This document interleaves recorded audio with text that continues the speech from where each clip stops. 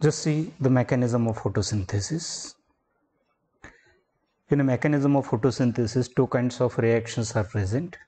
First one reaction is a light reaction and another one is a dark reaction. In light reaction, there are 2 points.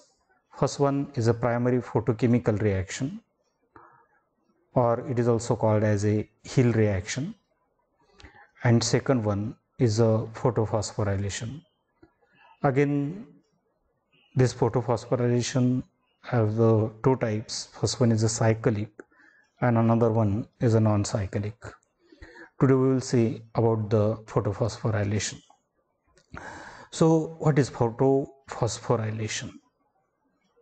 Synthesis of ATP molecule from EDP and inorganic phosphate in presence of light energy is called as a photophosphorylation.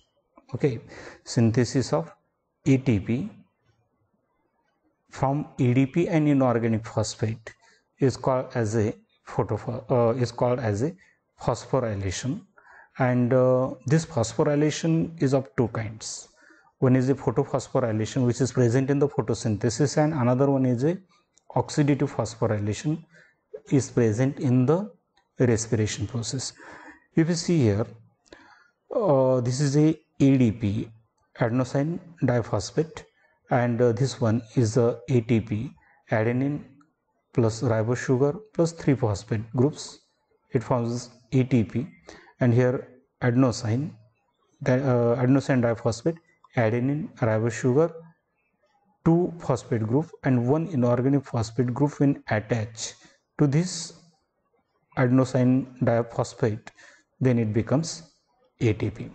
So formation of ATP from EDP and inorganic phosphate in presence of light is called as a photophosphorylation. Okay, so as it is a part of a light reaction, it will occur in the granum region of the chloroplast and is a part of a light reaction. According to Arnon, there are 2 types of photophosphorylation, and they are cyclic photophosphorylation and another one is a non-cyclic photophosphorylation. Just say about the photophosphorylation cyclic one. The process of ATP synthesis from ADP and inorganic phosphate during cyclic transfer of electron in presence of light is called as a cyclic photophosphorylation. What is the cyclic photophosphorylation? It is formation of ATP from ADP and inorganic phosphate in cyclic transfer of electron in presence of light. Only ATP, actually 2 ATP molecules are synthesized in the process of cyclic photophosphorylation. Energy rich electrons emitted by chlorophyll A is returned to the same chlorophyll molecule, and therefore it is called as a cyclic photophosphorylation. As you know, the role of photosynthetic pigment, just see here, this is a graphic representation of cyclic photophosphorylation. In cyclic photophosphorylation, if you see here, only single pigment system is present, and which is called as a pigment system 1, and the reaction center of this pigment system 1 is P700. The pigment system 1 is surrounded by means of light harvesting complex, in which number of different kinds of the pigment molecules are present, which absorbs the light energy in the form of photon and send that energy by means of resonance to the reaction center present in the quanta zone. So here reaction center is a P700. When P700 absorbs or receives the radiant energy in the form of photon from the adjacent pigment, it gets excited, and due to excitation it emits energy rich electron from its outermost orbit.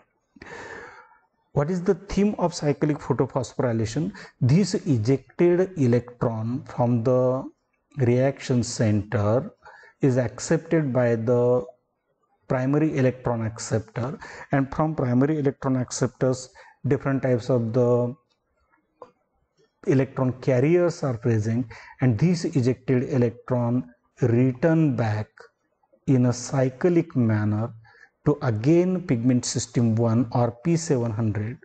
So this one is called as a cyclic photophosphorylation.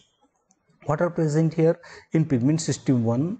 This is a primary electron acceptor, actually iron sulfur protein, FES protein, or a ferredoxin reducing substance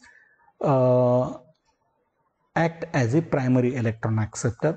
From FRES, ferredoxin reducing substances, this electron moves to ferredoxin, from ferredoxin to plastoquinone, from plastoquinone to cytochrome B to cytochrome F, then plastocyanin, and this plastocyanin is present at the margin of pigment system 1. So it again cycled back to the pigment system 1. But in this process, when the electron passes through the cytochrome chain, 2 ATP molecules are produced, and that's why it is called as a photophosphorylation. Just here, this is a actual graphical representation. The pigment system 1 absorbs the photons of light. The reaction center get excited, and due to excitation it emits energy rich electron, and this energy rich electron is first of all absorbed by means of Fe3 plus. This is a Fe3 plus from the iron sulfur protein or ferredoxin reducing substance. So FRES, ferredoxin reducing substance, or in some cases FD, may act as a primary electron acceptor in case of pigment system 1.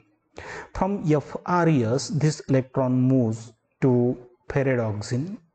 From ferredoxin, electron moves to cytochrome chain, where cytochrome B6 is present, then cytochrome F is present, and from cytochrome F, this electron again move to plastocyanin, and this from plastocyanin electron returned back to chlorophyll A. So here electron transport is present in a cyclic manner, and therefore this one is called as a cyclic electron transport. Then what about the photophosphorylation? Here phosphorylation takes place when electron moves from from FD to cytochrome B6. This is a downhill process. Here sufficient energy is released, and this sufficient energy is sufficient to bind adenosine diphosphate with the inorganic phosphate, forming one of the ATP. In the same way, again when electron moves from cytochrome B6 to cytochrome F, a sufficient energy is liberated, and this sufficient energy is sufficient to bind the ADP and inorganic phosphate to produce ATP. So the ATP form here are due to the movement of this electron, but these electrons are moved due to the action of light, and therefore this one cycle is called as a cyclic electron transport, and accompanying phosphorylation as a cyclic photophosphorylation. So this is about the cyclic photophosphorylation. Just say about the non-cyclic photophosphorylation. Non-cyclic photophosphorylation, in case of non-cyclic photophosphorylation, both pigment systems are involved. That means pigment system 1 and pigment system 2, both pigment systems are present, and along with ATP, NADPH2 is also produced as assimilatory power in a non-cyclic photophosphorylation. As the name itself indicates, it is a non-cyclic photophosphorylation. Okay, photophosphorylation is okay. Here electron transport will be non-cyclic. The process of ETP synthesis from EDP and inorganic phosphate during non-cyclic transfer of electron in the presence of light is called as a non-cyclic photophosphorylation. Of course, it is a part of a light reaction, therefore it will occur in the granum region of the chloroplast, and in this process one more important point is present, that photolysis of water, whatever we have seen in a Hill reaction, that Hill reaction will take place in this process. So photolysis of water is present and release of oxygen is also present in the non-cyclic photophosphorylation. Just see the graphical representation of non-cyclic photophosphorylation. If you see here this one, then here both pigment systems are present. That means pigment system 1 is present as well as pigment system 2 is also present. P700 is a reaction center of pigment system 1, while P680 is a reaction center of pigment system 2. Okay, here both pigment systems will harvest the light energy and send that energy to the reaction center. Reaction center will get activated, and that electron is accepted by means of a primary electron acceptor from pigment system 1 as well as from the pigment system 2. What happens here? First of all, this pigment system 1 absorbs the photons of light, it gets excited, and due to excitation it emits energy rich electron from its outermost orbit. This emitted electron is first of all absorbed by means of FRS, or by means of iron sulfur protein. So FRS or iron sulfur protein becomes the primary electron acceptor in case of pigment system 1. Okay, due to the loss of electron by pigment system 1, there is a deficiency of electron over the pigment system 1. So there is a positive charge on pigment system 1. Okay, as this process of light harvesting takes place in photosystem 1, the same light harvesting system is also occur in a pigment system 2 also. So here this is a light harvesting complex of pigment system 2. The photons present in the pigments present in the photosystem 2 absorb the photons of light and send that energy to P680 as a reaction center. Reaction center, that means chlorophyll A, get activated or excited, and it emits energy rich electron from its outermost orbit, and here pheophytin, generally known as a pheo, this pheophytin first of all act as a primary electron acceptor in case of pigment system 2. Due to the loss of electron from pigment system 2, there is a positive charge over the pigment system 2.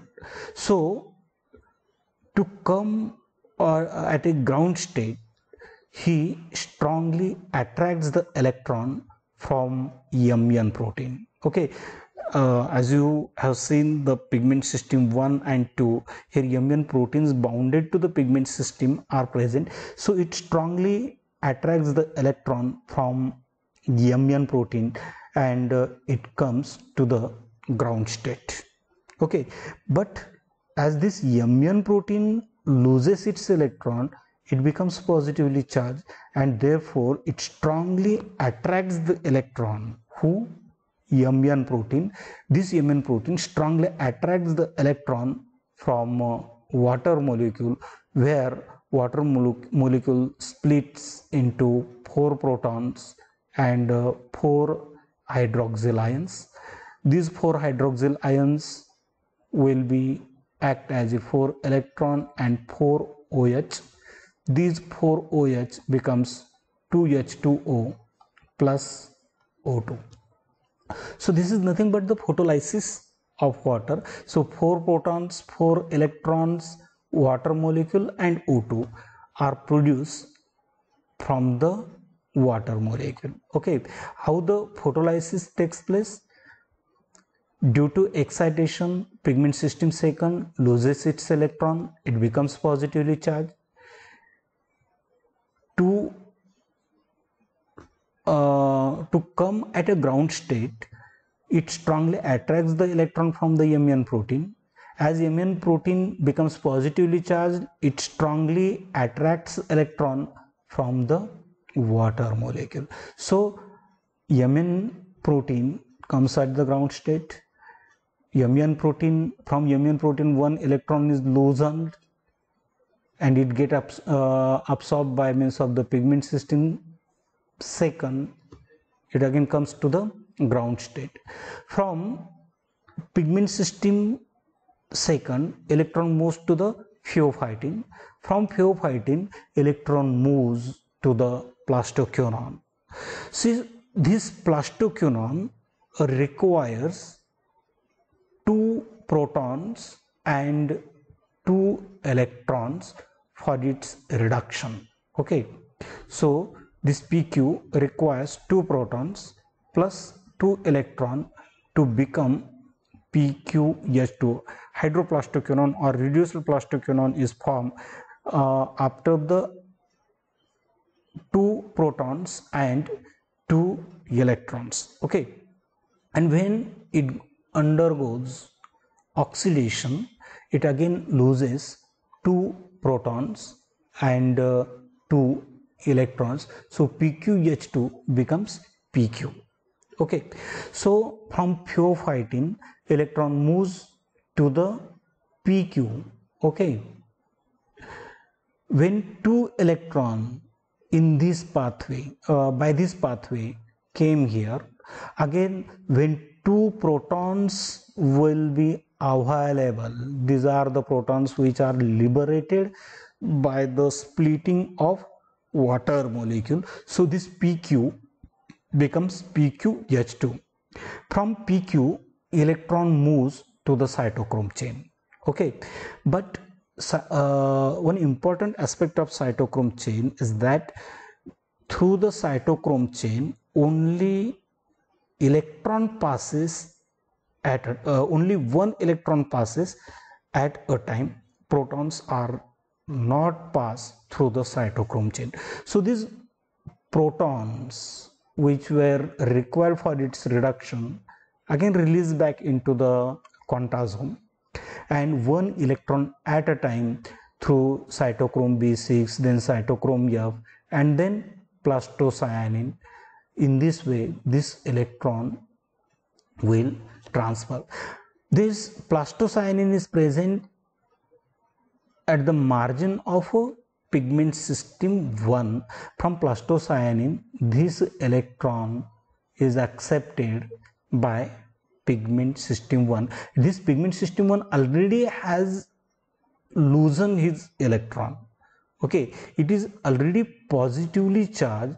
When electron from plastocyanin received by photosystem 1 or P700, it comes to the ground state.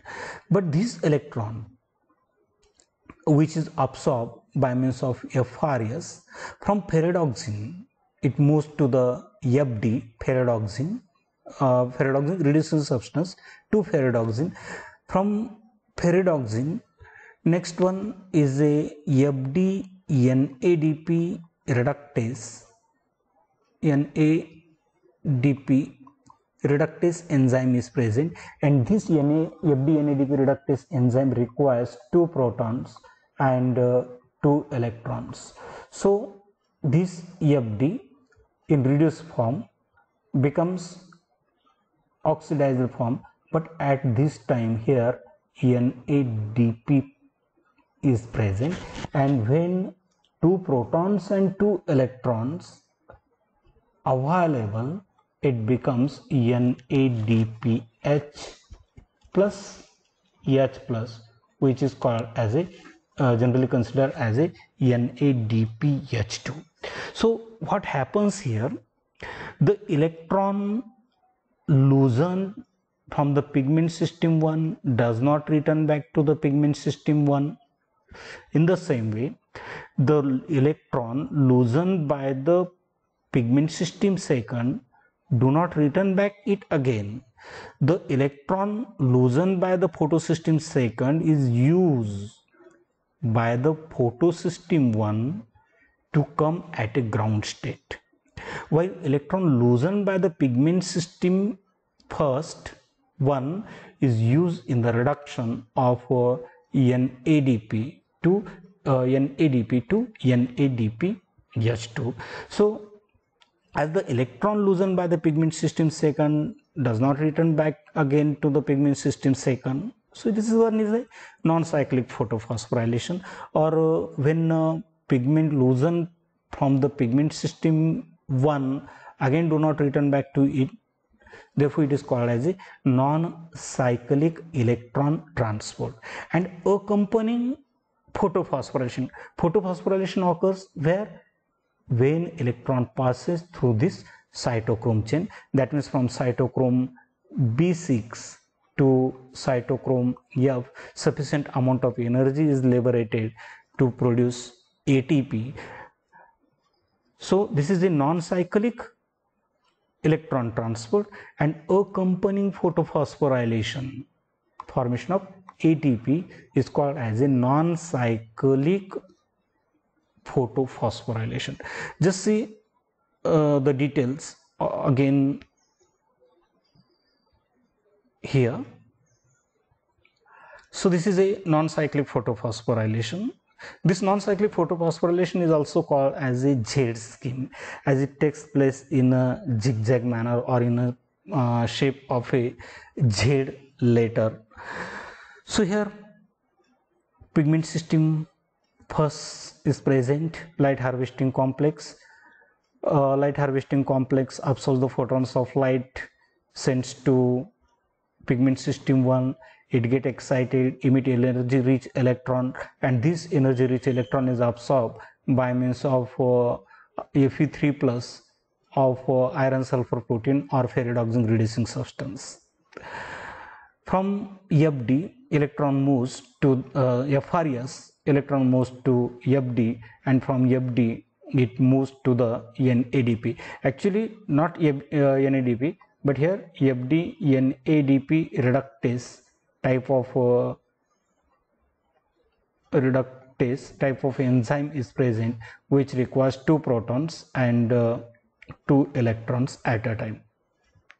So due to the loss of electron from pigment system 1, it becomes positively charged. Okay. Meanwhile, pigment system 2 also absorbs the photons of light, get excited and emit energy rich electron, and this energy rich electron is first of all absorbed by means of pheophytin.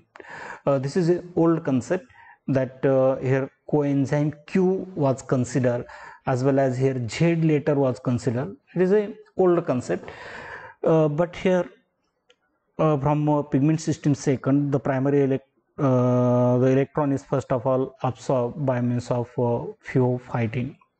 As chlorophyll A of pigment system 2 loses its electron, it becomes positively charged.